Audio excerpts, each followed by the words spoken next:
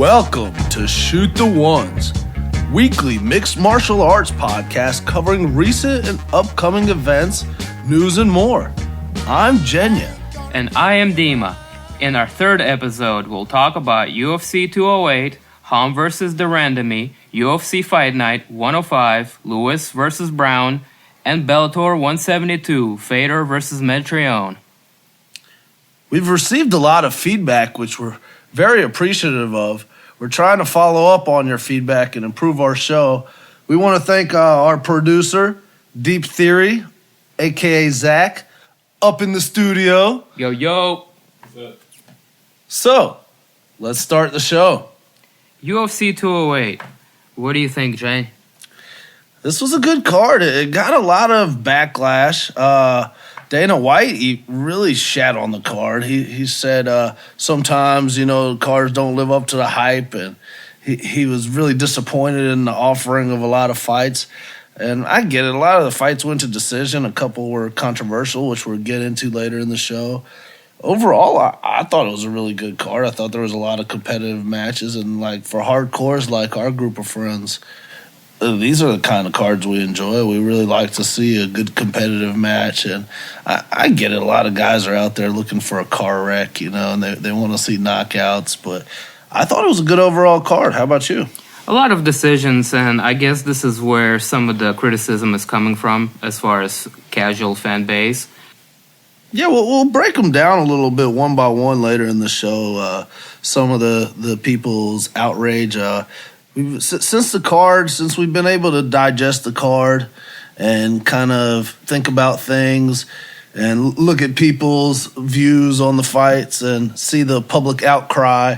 The planned start time for the card was 7:30. They delayed the card for 30 minutes because there was actually two fights that got taken off of this card. We'll quickly go over those. Ian McCall was supposed to fight the Monkey God, Jared Brooks. That fight didn't happen because of an illness. Ian McCall, man, just can't get a break. This is sixth time he was unable to fight. Definitely 5 or 6. And the thing is, he's getting a lot of flack about it, but at the same time, maybe 2 of them were his fault and 3 of them were his opponents. So I don't know if it's necessary flack, but you got to kind of feel for the guy. Just a lot of misfortune there. He goes and takes out camps in all these different cities, and then he ultimately can't compete because of various reasons. The other fight that didn't happen was Justin Willis versus Martin Tybura. Justin Willis was one of the oddities that didn't make the heavyweight limit. That's very rare, Dema. You remember a guy that didn't make the heavyweight limit in the UFC? Not off the top of my head. That's a big boy. Yeah. Also, it was put together last minute, so something to. He was a late minute. About. He was a late minute replacement, and he actually didn't miss weight because he didn't have a chance to weigh in. He was medically unfit to weigh in because of trying to lose the weight to get to 265 pounds. So we'll talk about the first fight here. It was Ryan LaFleur defeated Rowan Cornero in decision. It was unanimous. Business-like performance. Pretty much Ryan LaFleur came in as the favorite and did what was expected of him. Used the ground game, used his wrestling.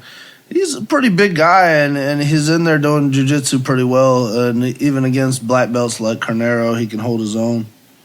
Next fight, Rick Glenn defeated Felipe Nover in a split decision. Did you catch this fight? Yeah, it was a close fight. I thought Rick Glenn kind of outworked Felipe, was the main reason he won. Me and Zach were watching this one, I think, before you came by. And we both agreed, Nover was doing pretty well for himself, but not enough to win the fight. He had to produce a lot more. And Rick Glenn wasn't doing the fanciest of stuff, but he was kicking him in the legs a lot. He was scoring a lot of points with different MMA techniques, which Nover was failing to do with his passiveness, I believe, a little bit. So Islam Makhachev defeats Nick Lenz in pretty much a grappler showcase here. He was able to take him down several times and just imposes will. I love this fight. It kind of brought me back. Well, one, because He's a Russian fella, Dagestani actually. Yeah, Habib's homie. Yeah, and trains over there with Habib and them. And he was able to show once again that Sambo typically beats good wrestling. Nick Lentz people forget, he's an excellent wrestler. He's beat a lot of guys in the UFC using that wrestling. And Makhachev, did I butcher that? Makhachev, it don't matter. You're good. He kind of coasted there for 2 rounds, and then third one he turned it up, landed some good ground and pound there, attempted a few submissions. Yeah, Dema, what I was really impressed with, and you probably saw this a lot, I think he did it like 3 times in the third round and once or twice in the second. And Zach also noticed it with me. He was kind of like when Lentz would try to go for a trip, he would reverse trip him every time. It was something pretty cool he was doing, and he would get Lentz with it every time. Lentz would go for the trip, and Makhachev would kind of invite the trip, like stick his leg out, invite it, and then trip him. Yeah, that's a good point. Now that you say that, I remember it well. He kind of used like an inside leg trip to get him down, I think at least twice in that fight, and he also hit him with a nice hip throw where he raised his leg like real high and just kind of torqued him and got him down to the ground, I think in side control. So that was good display from Islam Makhachev. We're flying through this, speaking of flying. So next, flyweight, Wilson Rees defeats Ulka Sasaki. Hayes looked good. He was a little pit bull, and Ulka Sasaki was in there. He did it much better than he was, I believe, a plus 400 underdog coming in. And he was game. He was in there throwing punches, talking shit.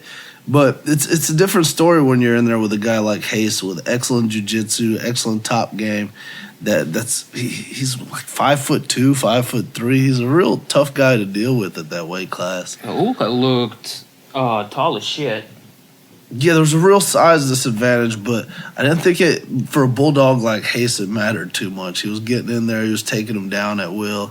He pretty much had a good time in there. Next fight was the feature prelim because, again, this fight card was shortened because of 2 fights that we missed out on.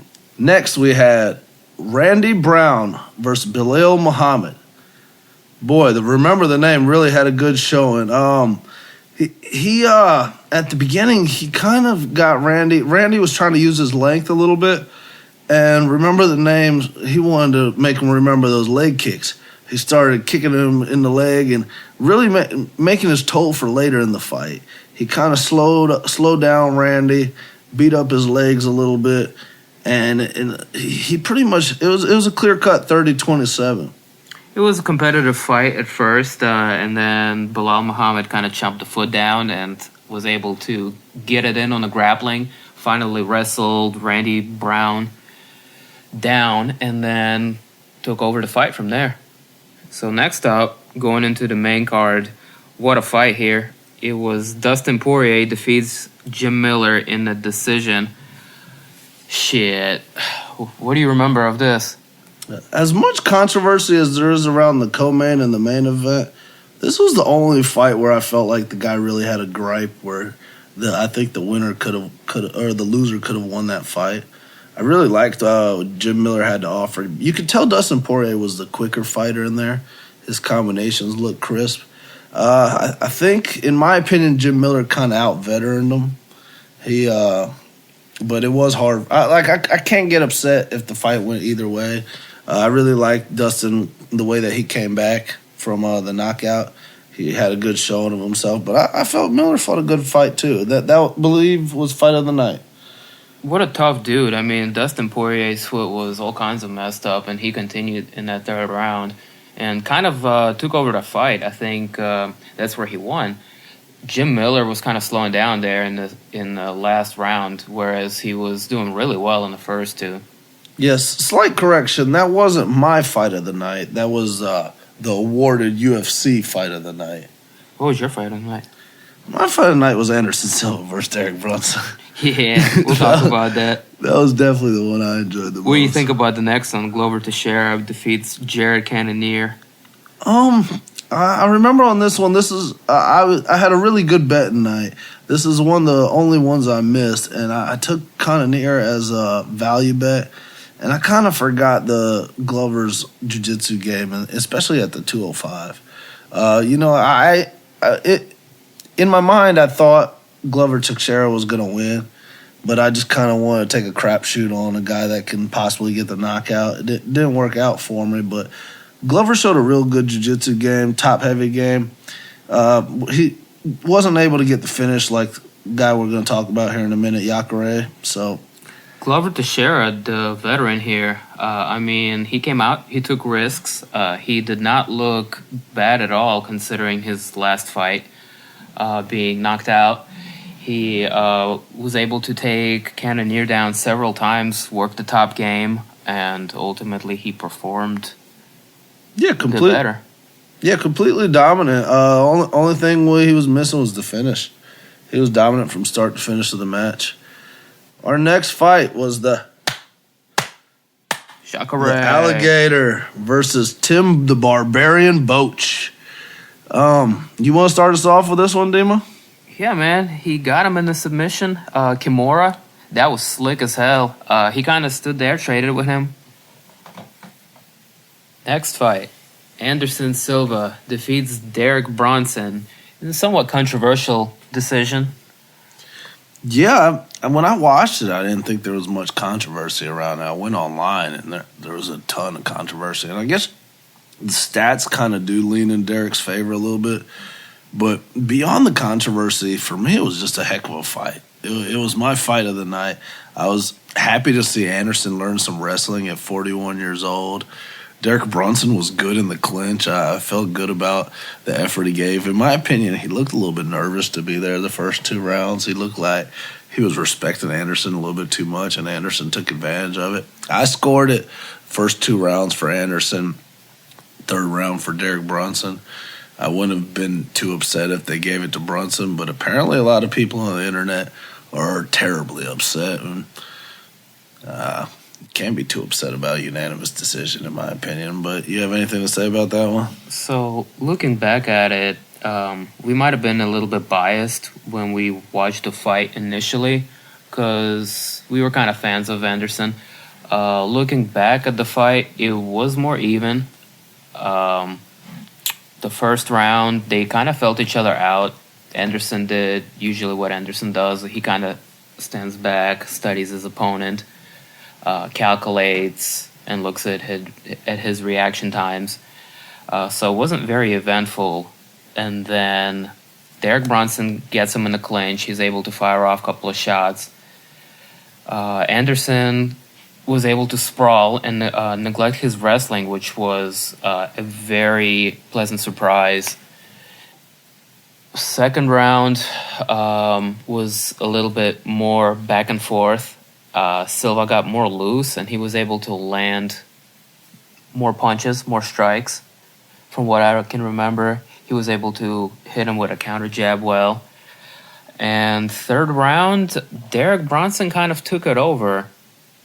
Anderson Silva slowed down a little bit, and the output just wasn't there. I believe Derek Bronson got him down and kept him down for the last couple minutes of the fight.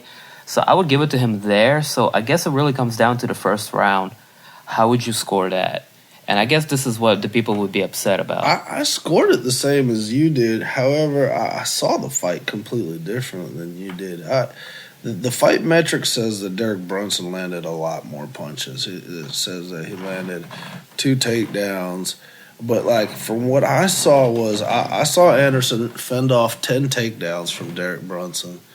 I saw him landing great offense. And it looked like – and some of those, what they were calling significant strikes for Derek Brunson, didn't seem to have any effect. When Anderson was throwing a punch, it looked like it was doing damage. It was pushing Derek back at least. And maybe I scored more for that, but I don't know. My other issue is a lot of these newer fans, instead of watching the fight, like the way that we were trained to judge a fight is you watch the round, you say, all right, Anderson won that round, put it in the bank. Second round, Derek Brunson won it. Then this is just hypothetical. It said Derek Brunson won the second round, put it in the bank. Third round, Anderson won, put it in the bank. And this one, it was Anderson, Derek. But that was just hypothetical, what I was saying. And some of these newer fans, they'll look at the stats and they'll say, well, this guy punched him 36 more times in the face. He did this, he did that. And that's not really the way to look at fights.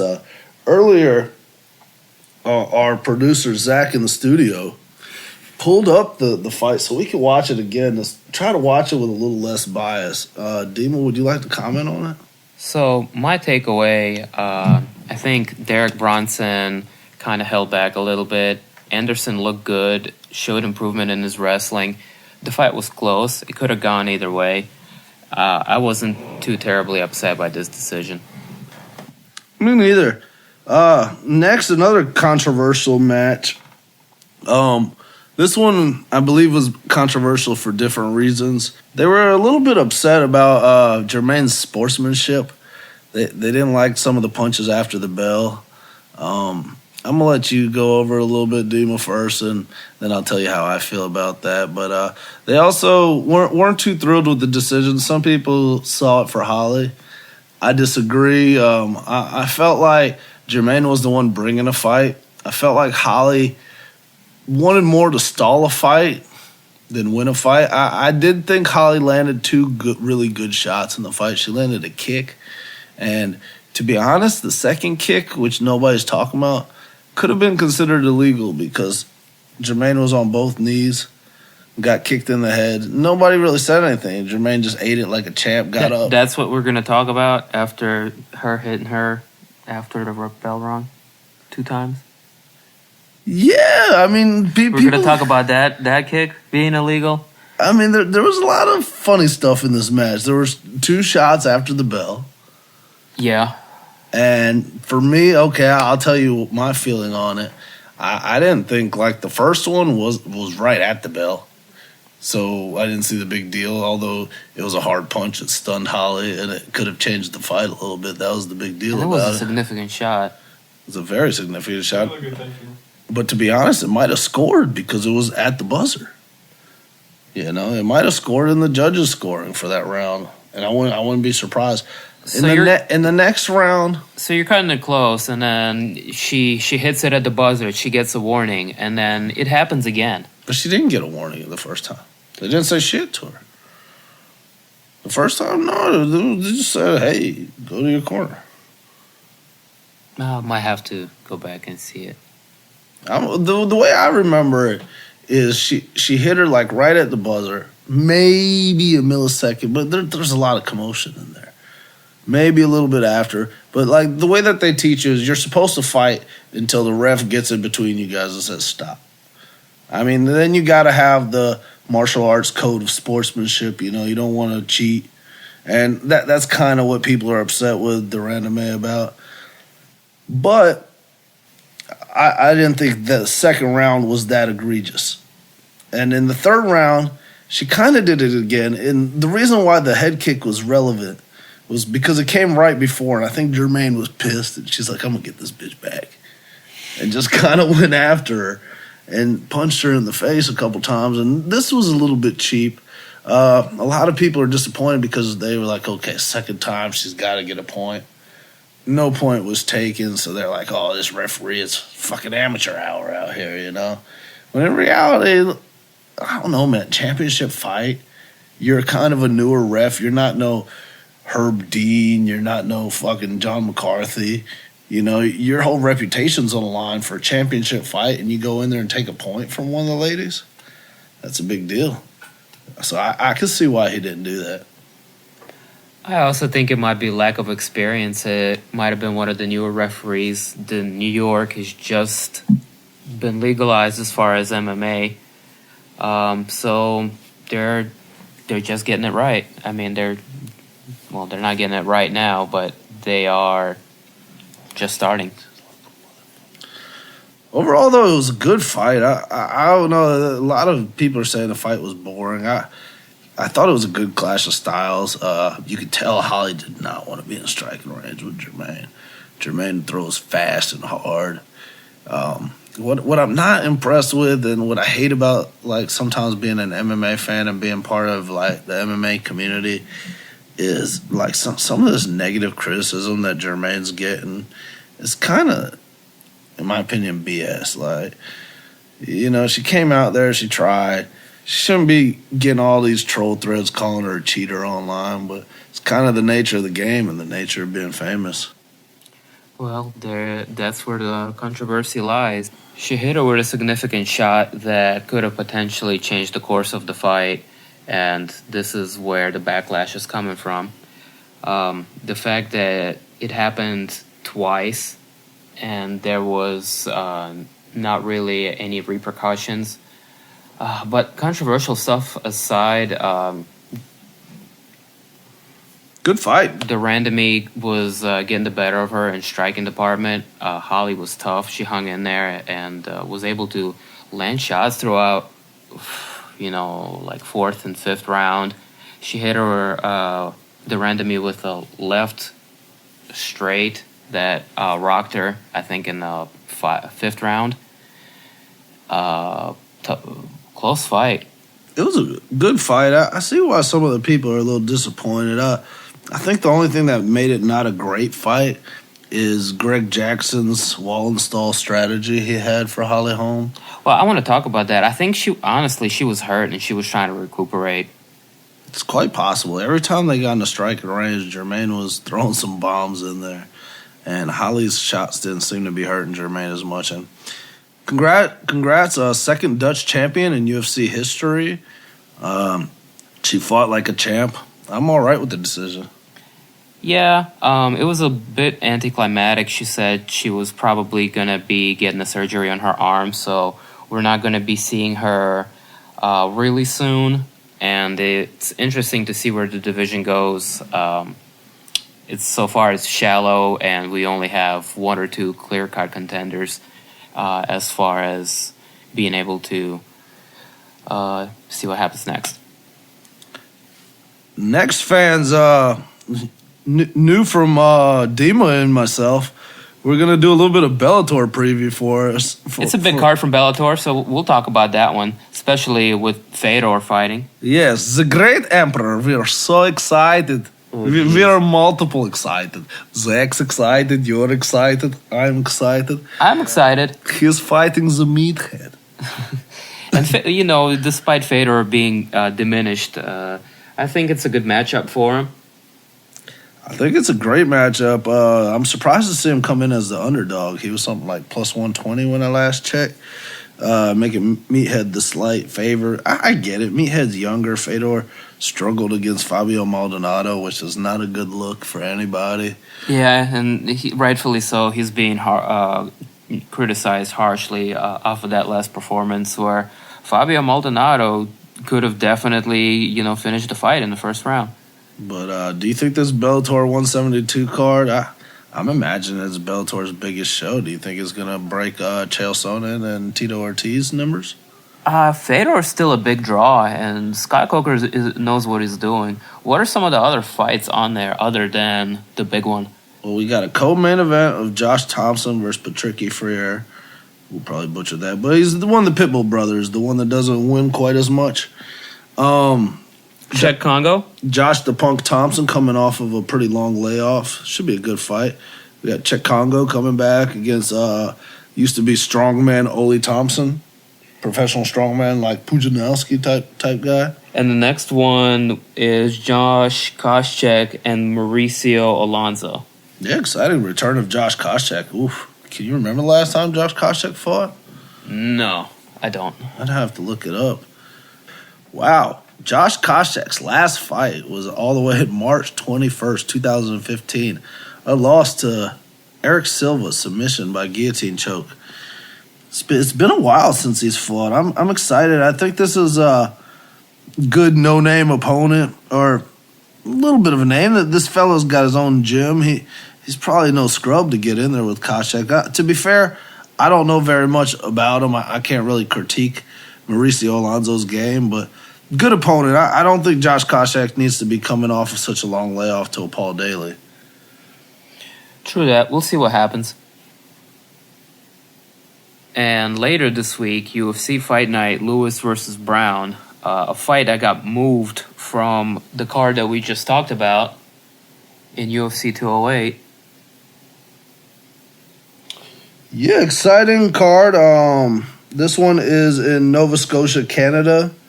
They decided the card didn't have enough juice, so they moved Derek Lewis and Travis Browne to main event this card. And for me, it's exciting to see Travis Browne finally leave Edmond Tarvadian and see what he could do again under good training. He's with Anderson Silva at Black House, I believe. Yeah, I'm sure Derek Lewis is happy about being moved from pay-per-view. Yeah. Zach in the studio, Black House. Travis Browne is Black House, but he said he hasn't left Edmond yet, and Edmond is going to be cornering him, so we'll see what happens. Edmond's still cornering him. Shit. And another interesting thing, Ayman Zahabi, that's Faraz's brother, right? Who? Ayman Zahabi. TriStar coach. Faraz's brother is on this card. 6-0. Oh, that's a hobby. Oh, I see him. Ayman. Sweet. This should be exciting. So we got... So to kick off the card, we got always exciting Paul Felder versus Alessandro Ricci. I don't know much about Ricci. I believe I might have to check on this later. This might be his second go-around in the UFC. I'm hoping for a Paul Felder victory. I don't have a lot to offer with this one. We got Carla Esparza and Rhonda Marcos, the return of the Cookie Monster. Next fight, Sam Cecilia against Gavin Tucker. I know a bit about Sam Cecilia. He comes over from one of the seasons of Tough. Good, scrappy guy. Good striker. Hasn't had a ton of success in the UFC. He's got more losses than wins. Don't know much about Gavin Tucker. He is a Canadian guy, and this card is in Canada. So that might be something to look into. Our next fight is Ryan James versus Gerald Mersh. God, his name is so long it takes up 2 lines. Mearschart. Gerald looked good in his first fight. He was slick, and he was one of those guys, for some reason, they didn't take him in the UFC till he had like 30 fights. Wow. That was a little bit of a head-scratcher, but he's definitely seemed like he belonged. And James also, I believe, 1-0 in the UFC, and he seems like another tough opponent. I don't know much about either of the guys. You probably know way more than I do. So as far as next fight, Carla Esparza versus Randa Marcos, the return of the Cookie Monster. Give me some cookies. She hasn't fought in a while.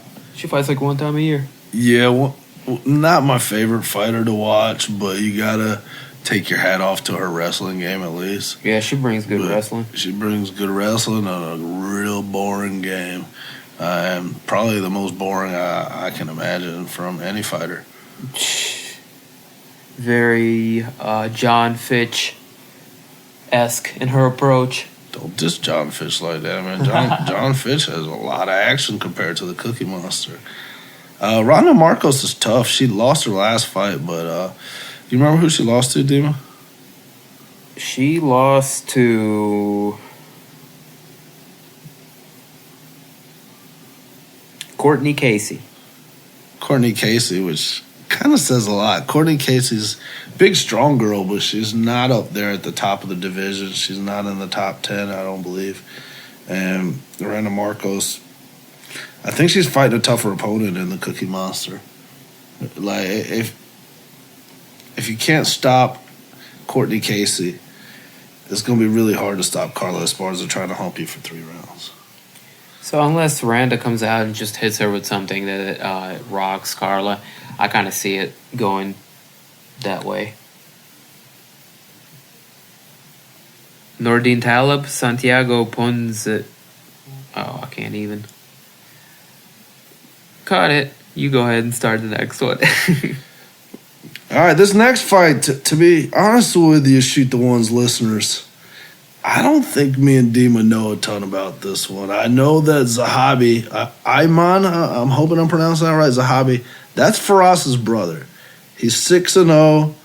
He's apparently looked impressive on some of the smaller promotions.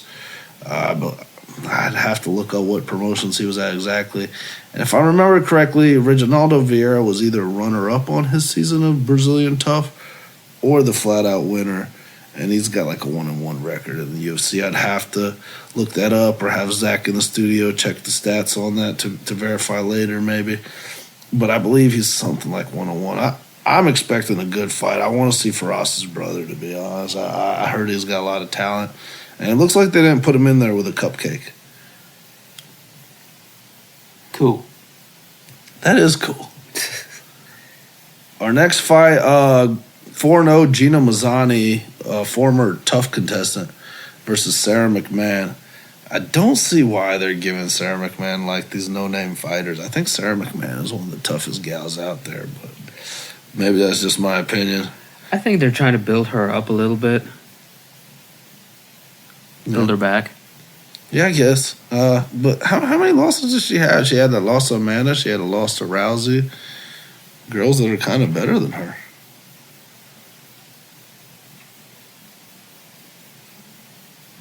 I mean, but Sarah McMahon, make me no mistake, she's a beast.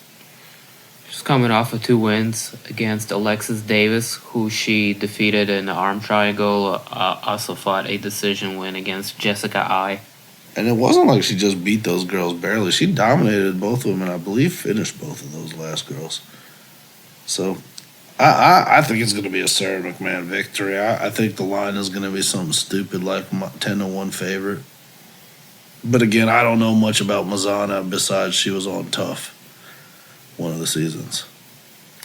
What fight you got next? The next fight probably is what I believe might be one of the most competitive fights of the night. Nordin Talib versus Santiago Ponzinibbio. I said that right, actually. Ponzinibbio. Right on. And Ponzinibbio, he was an Argentinian guy that went on the Tough Brazil. In my eyes, it looked like he was going to win the damn show, but he injured himself. And he's had a really good run in the UFC. Something like, I'd have to verify this, but he's something like 3-1. And he's been beating his opponents pretty nice. But Talib is a really big prospect, and he's also got a decent UFC record. Not as nice as Santiago's, I don't think. But I think they match up skill-wise pretty good. And Talib looks like a hometown guy. Yep, hometown. I think he trains over there at TriStar. Been training there his whole not his whole MMA career, I don't want to say, but he's been training over there since I've watched him fight professionally, which has been a long time. 35 years old. Santiago pretty much the same age. No, Santiago's actually 30. Team Nogueira, American top team. Damn, they still have a Team Nogueira? Interesting. Our next fight, it's a battle of strikers. We got Wales, Jack Marshman, and Thiago Santos. Thiago Santos, you remember Eric Spicely, the one we broke down a little bit last card? Yeah. He was looking great in the UFC and just came off of a loss to him. Got subbed out, but we're learning Spicely is a little bit better than people have been giving him credit for, since he came off of that season of Tough. Jack Marshman, I believe, is 1-0 in the UFC. Let me double check who he beat there. He was fighting Magnus Siedenblad, and Magnus looked great in the first round. You know how Magnus imposes his game, throws motherfuckers down. He's like, I'm big sweet Magnus, I kick your ass. He throws motherfuckers down. He threw them down. He beat them in the face.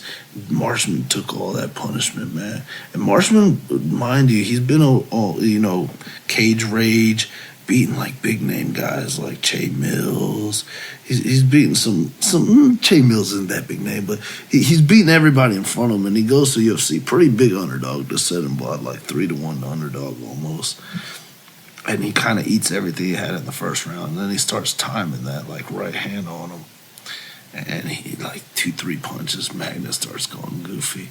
It was a good fight, but eventually he got the knockout in the second round, 3 minutes, 32 seconds in. So I'm excited to see this battle of strikers. They're both really good strikers. I think Thiago Santos might have the speed advantage. It's a good fight. I don't remember much of Thiago other than his fight against Gegard Mousasi, in which I believe he lost. Yeah, he didn't look good against Gegard. It was a knockout uppercut, I believe. Real brutal uppercut, Yeesh. Like video game like. Next fight is recently on a hot streak, Cesar Mutante Ferreira versus supermodel looks Ilias Theodorou. Ilias has been out for a little while, hasn't he? Elias? Yeah, it's been a while since he fought. I'm looking it up now. I don't know. Cesar Mutante, he's struggled a bit at the beginning of his UFC career, but he's really getting it together recently. He's getting a lot of wins, and even though I think Ilias is a good MMA fighter, I favor Mutante here. So Elias is a prospect. He's got 12-1 record with a win over Sam Alvey in his last performance. Only guy he lost to was before mentioned Thiago Santos, who gave him his first loss back in 2015. The dangerous Sam Alvey. And next fight, you'd think this is a welterweight fight, but no, Dema. This is middleweight. Johnny Hendricks versus Hector Lombard at middleweight. To be honest, this is a fight I kind of wanted to see for a while, low-key. What's your opinion? I'm kind of excited about this fight. Johnny Hendricks has been looking for a home in the middleweight division, and is kind of fighting another guy that's kind of looking to find his place there as well. Yeah, to be honest, I have a different opinion on this fight now. This is one of those rare fights I have a different opinion on now than I did 2 years ago. Like when Johnny Hendricks was the champ, quite possibly on steroids, allegedly, he was tearing stuff up. I think at that point that Johnny Hendricks would have beat Hector Lombard. But at this point, like, the judging is different. Like, they've kind of turned judging against guys like Johnny Hendricks. It's going to be hard for Johnny Hendricks to get any more wins with his style. Because not only does he have to take him down, he actually has to hit him in the face now. Because just being on top of him is not winning the fight anymore. And I think Hector's going to be a really dangerous fight for him. It should be fun, and Hendricks, he can out-wrestle a lot of guys. It's going to be interesting to see how both these guys, perform in USADA era here, and going to be a good fight. Yeah, has Johnny Hendricks ever been suspended for steroids? I don't want to slander his name. I don't think he's ever had anything besides trolls on the internet or like randoms saying that they think he's on steroids. No, nothing officially. It's just that he looked really, really good, and then he fell off really quickly after they started testing people very thoroughly. So other than that coincidence, he's never been tested positive. Yeah, but that's not fair. You gotta, unless a guy has a track record like Jens Pulver career went to shit, but I don't think he took steroids. But Hector Lombard definitely was caught using steroids, so that's a fair allegation. And the main event. Travis Happa Browne versus the Black Beast. Dema, what you think of the Black Beast?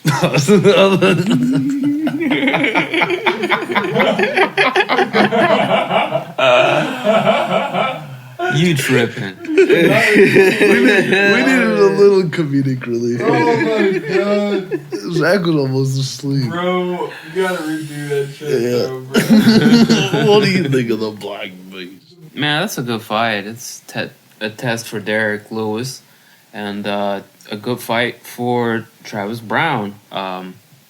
With his recent, switching of the camp, we'll see how he does. Derek Lewis is kind of been, on a tear in the heavyweight division. Yeah, Derek Lewis's power is legendary. I mean, it's been talked about ever since he's been in the UFC. He's got some of the most power in his strikes that anybody that we've seen in MMA so far. And Happa Browne, he was a big prospect before he went to train with Edmond. I had my reservations about him training with Edmond, and it kind of proved true. When he was over with Greg Jackson, though, he was doing big things, man. He was landing knees to people. He was knocking people out with elbows. He was doing a lot of big things. So other than the camp, what do you think? How do you think their skills break down? Well, it's an interesting fight. I mean, people forget Travis Browne is 6'8".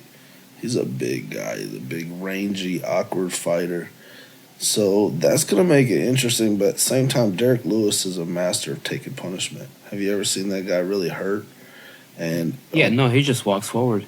on top of that, what I've noticed since his stint in the UFC, what he's improved with most is if he gets put on his back, he gets up right away. He says, hey, I don't want to be here. Okay, I'm big and strong. I'm going to get up now. And it works for him. It's a great strategy to get off your back, and it has been working for him. So I don't think Travis Browne is going to have too much top time in this fight. I don't think Travis is necessarily going to look to take him down. I think he's going to want to stay on the outside, use his range, kind of hit him with front kicks, straight punches, jabs, and win the fight there. Yeah, people sleep on Travis Browne's finishing ability, but if I'm not mistaken, most of his fights have ended in some sort of finish. I mean, he's gotten some weird ones in there. He hit Overeem with front kicks, finished him there. He hit Josh Barnett with those angled elbows and finished the fight there. In fact, he's got a really good KO rate. He's 14 out of his 18 wins are TKO, so he's got a 78% TKO rate. So when you're watching these guys fight, you can expect a knockout. But I don't know, they're going for 5 rounds. I think the knockout line is pretty much golden. If you're going to bet one line and one line only, that would probably be the one I did. But yeah, intriguing fight. Derek Lewis tends to fade in the later rounds, but he does bring that power. I think it's a good fight also. Both these guys bring a lot of excitement, and it should just be a fun fight for the fans.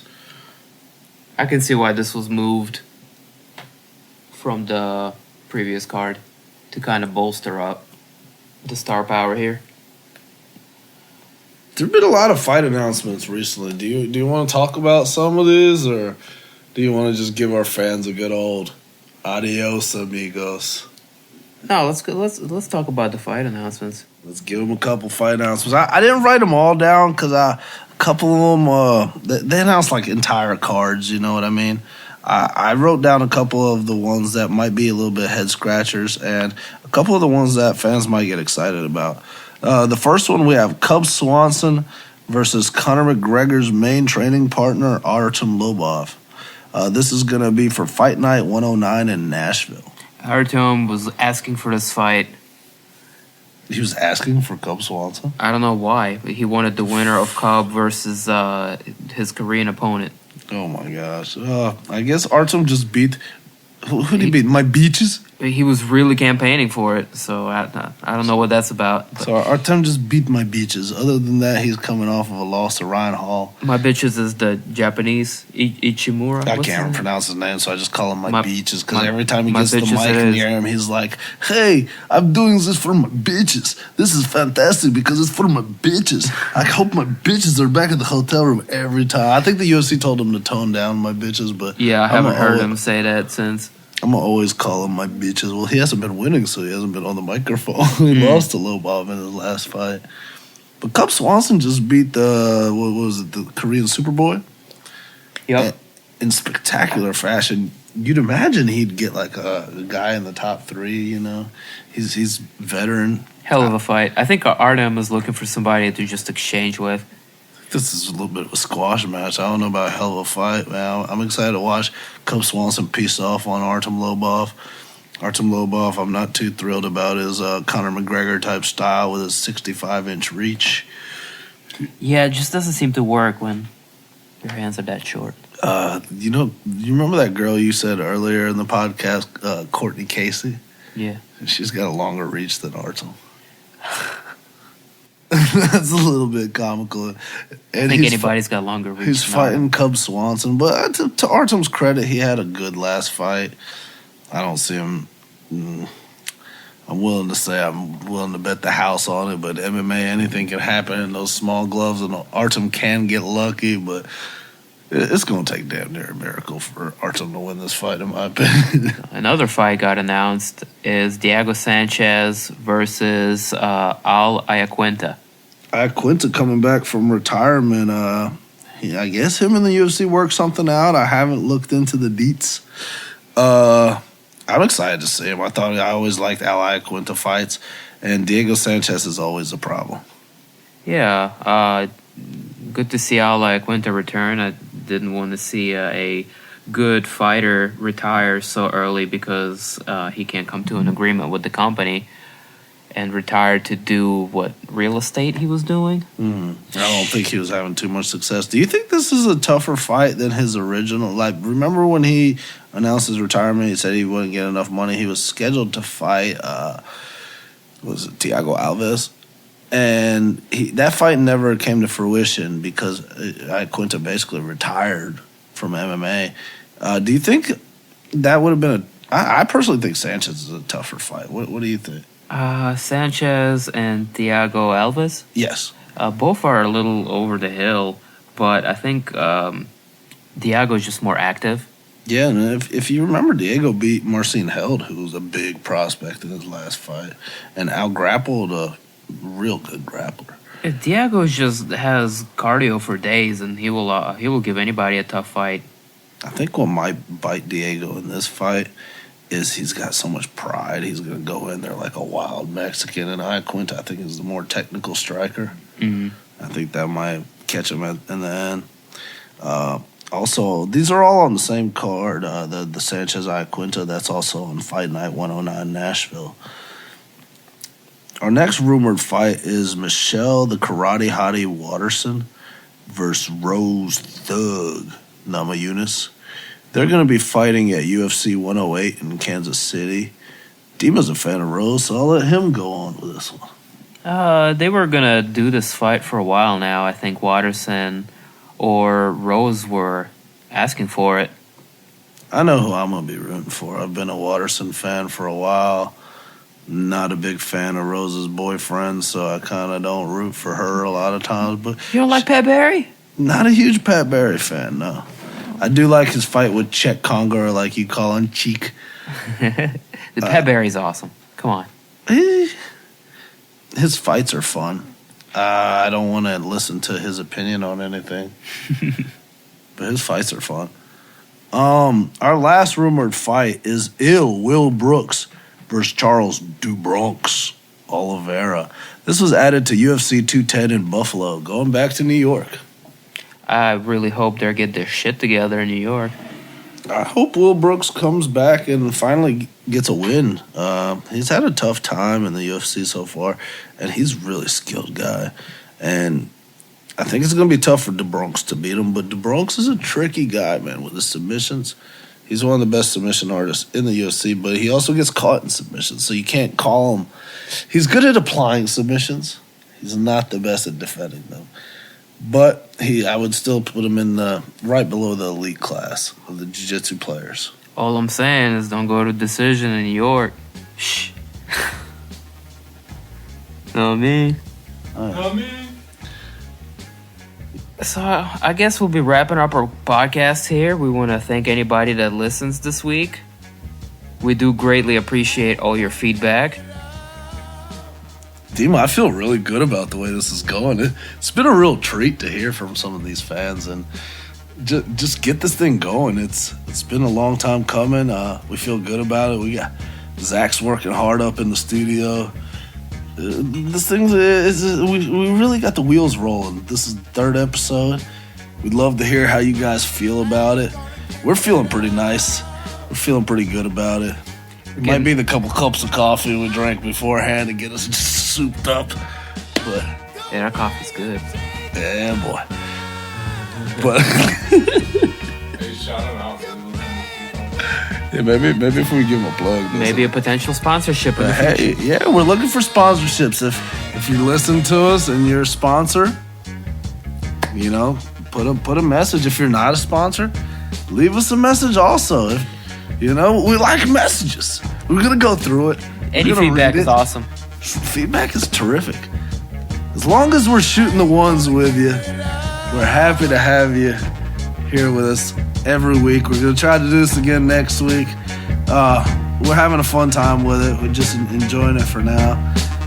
Hopefully you guys are enjoying listening to it. Thanks a lot. Genya and Dema out.